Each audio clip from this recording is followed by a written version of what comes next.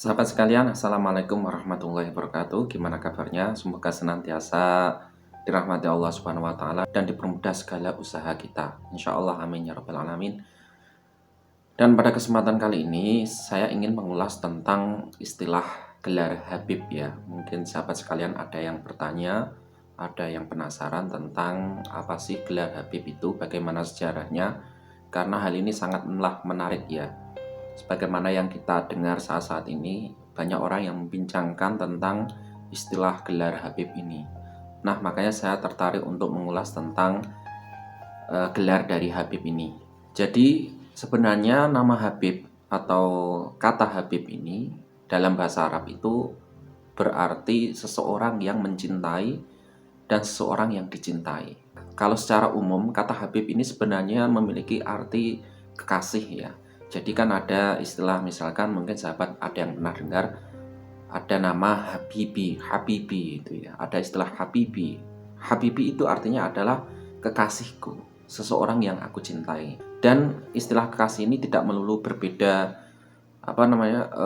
kelamin ya, artinya bukan laki-laki dan perempuan saja, sebaliknya perempuan laki-laki saja, akan tetapi kekasih yang dimaksud ini adalah semua orang yang kita cintai, siapapun itu. Misalkan laki-laki mencintai laki-laki karena dia sangat senang kepadanya, yang artinya adalah positif ya. Misalkan kata Habib ini juga menjadi sebuah syair, menjadi sebuah sholawat yang disanjungkan kepada Nabi Muhammad. Nabi Muhammad SAW itu disebut sebagai Habibi. Ya Habibi ya Muhammad, itu wahai kekasihku, wahai Muhammad kekasihku. Nah, ini jadinya kenapa kok Nabi Muhammad itu disebut sebagai Habib? Karena Nabi Muhammad itu adalah seseorang yang dicintai, yang dikasihi. Seseorang yang dikasihi oleh para penganutnya, oleh para pengikutnya.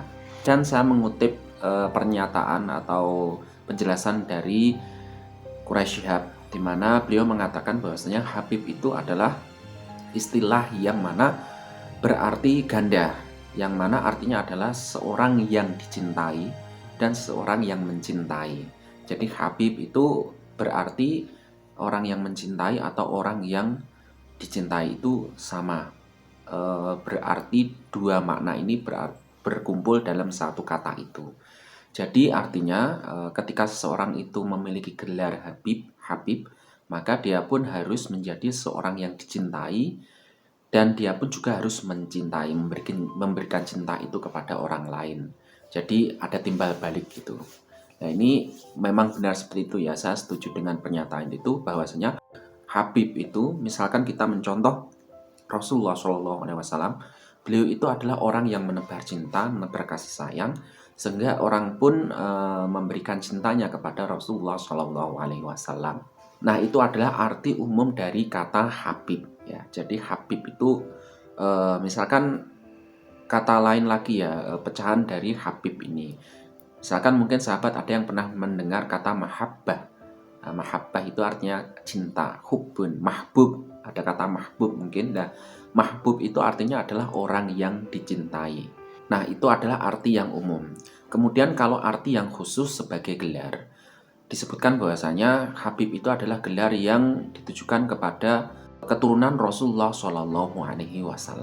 Lebih khusus lagi, gelar Habib ini adalah gelar yang ditujukan kepada dzurriyyah atau keturunan Rasulullah SAW yang ada di Yaman, yang ada di daerah Yaman atau Hadramaut itu. Kenapa kok ada istilah khusus ini? Jadi Habib itu kan istilah ya. Berarti kalau itu adalah istilah, maka ada yang menggunakannya, ada yang memulai untuk menggunakannya. Artinya sebelumnya itu secara khusus istilah itu tidak digunakan. Nah, karena ada yang menggunakan itu, ada yang baru menggunakannya, maka otomatis istilah ini adalah khusus yang digunakan pada wilayah itu. Dalam hal ini, Habib itu adalah gelar khusus yang ditujukan kepada keturunan Rasulullah SAW, yang mana gelar ini mulai muncul, mulai banyak digunakan pada keturunan Rasulullah SAW yang ada di Hadramaut, yang mana daerah itu adalah daerah Yaman. Nah, ada yang menyebutkan bahwasanya gelar Habib ini secara khusus mulai digunakan itu pada masa Ahmad bin Isa. Nah, Ahmad bin Isa ini adalah termasuk keturunan dari Rasulullah SAW, yang mana Ahmad bin Isa ini hijrah dari kota Basrah menuju Hadramaut untuk menghindari kekuasaan dari Bani Abbasiyah. Jadi dalam sejarahnya ini Bani Abbasiyah itu termasuk keras kepada para keturunan Rasulullah SAW. Kenapa demikian? Yaitu adalah politik ya. Ya namanya politik itu ya seperti itu ya. Kadang ya baik, kadang juga memihak kepada satu kelompok dan juga mendesak pada kelompok yang lain, mengucilkan kelompok yang lain. Dan pada saat itu karena pemerintah Bani Abbasiyah itu kejam kepada keturunan Rasulullah, maka banyak dari keturunan Rasulullah ini pun pergi meninggalkan Basrah dan mereka menjauh dari tempat itu untuk menghindari perlakuan yang buruk dari Bani Abbasiyah. Oleh karenanya Ahmad bin Isa ini hijrah dari Basrah menuju ke Hadramaut dan mereka bermukim di sana. Dan ketika bermukim di Hadramaut inilah kemudian muncul banyak sekali keturunan dari Rasulullah SAW yang kemudian mereka pergi atau hijrah menuju berbagai tempat dan salah satunya adalah menuju ke Indonesia. Dan di Indonesia inilah kemudian keturunan Rasulullah SAW ini menjadi banyak. Keturunan mereka terjaga dari satu generasi ke generasi, sehingga kita bisa mendapatkan sebuah catatan di sini bahwasanya keturunan Arab yang ada di Indonesia sekarang ini itu kebanyakan berasal dari Yaman, berasal dari Hadramaut. Hal ini sebagaimana disebutkan oleh Nabil Al-Karim, yang mana dia itu adalah seorang penulis sejarah. Saya mengutip dari perkataan Nabil ini bahwasanya hampir seluruh masyarakat Indonesia yang berdarah Arab itu keseluruhannya berasal dari Yaman. Dan menurut sejarah migrasi Arab ke Indonesia bisa disebutkan bahwasanya sekitar 95% keturunan Arab yang ada di Indonesia itu berasal dari Yaman. Nah, ini berarti sumbangsih Arab Yaman kepada Indonesia itu sangat besar sekali dalam hal dakwah ya, karena keturunan Rasulullah SAW ini ketika datang ke Indonesia waktu itu banyak berjasa dalam menyebarluaskan agama Islam dan juga menyebarluaskan ilmu pengetahuan Islam tentunya.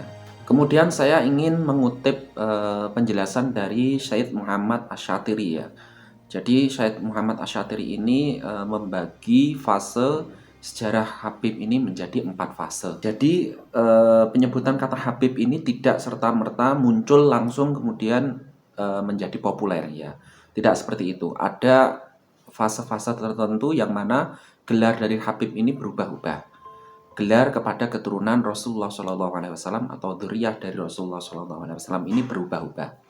Yang mana menurut Asy-Syatiri yang pertama itu keturunan Rasulullah SAW di era pertama itu disebut dengan imam, al-imam, atau yang artinya adalah pemimpin. Kemudian masa yang kedua itu disebut dengan asy-syaikh. Kemudian pada fase ketiga itu disebut dengan Habib. Dan pada masa yang keempat itu disebut dengan Sayyid, as-Sayyid, yang artinya adalah tuan. Nah, mengapa kok terjadi perbedaan penyebutan ini? Yaitu tergantung dari fase-fase itu sendiri, dikarenakan politik dan situasi kondisinya itu berbeda. Dan menurut Asy-Syatiri ini pada fase pertama, keturunan Rasulullah SAW itu disebut dengan al-imam. Kenapa disebut dengan al-imam? Al-imam itu kan artinya pemimpin ya. Hal ini disebabkan keturunan Rasulullah SAW waktu itu ketika membuka tempat yang baru, dalam hal ini adalah Hadramaut yang di Yaman itu, setelah mereka hijrah dari Basrah, mereka adalah satu-satunya pemimpin tunggal yang mana mereka berhak untuk memimpin komunitas waktu itu, memimpin masyarakat di daerah Hadramaut waktu itu, dikarenakan mereka memiliki kapasitas dan kapabilitas dalam memimpin, di mana keturunan dzurriyyah waktu itu misalkan Al-Muhajir, kemudian Al-Alwi, mereka itu disebut Al-Imam dikarenakan mereka memiliki kemampuan yang luar biasa dalam hal ilmu pengetahuan, sehingga mereka layak disebut sebagai Al-Imam atau pemimpin.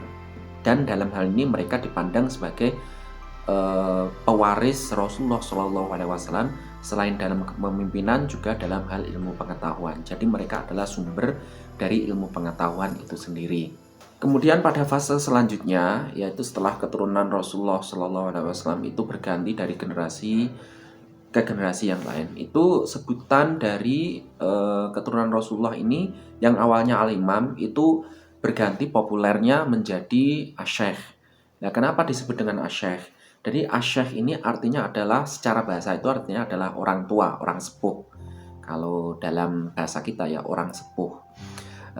Jadi asy-syekh ini secara khusus merupakan gelar berarti dengan guru. Jadi syekh ini adalah guru besar, seseorang yang sepuh, seorang yang memiliki ilmu yang mumpuni, memiliki ilmu yang luas. Dan asy-syekh ini merupakan secara khusus lagi merupakan gelar dalam bidang tasawuf. Nah, ini ada hubungannya antara gelar keturunan Rasulullah SAW, mereka disebut dengan asy-syekh, dikarenakan pada saat itu di Yaman telah masuk ilmu tasawuf.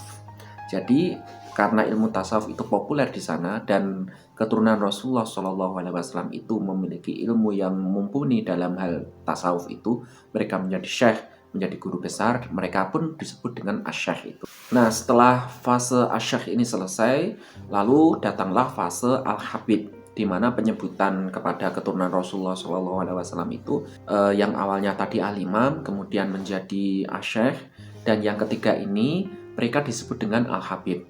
Dan perlu diketahui, menurut Asy-Syatiri, pada masa ketiga atau fase ketiga ini, keturunan dari Rasulullah SAW itu baru mulai migrasi secara besar-besaran.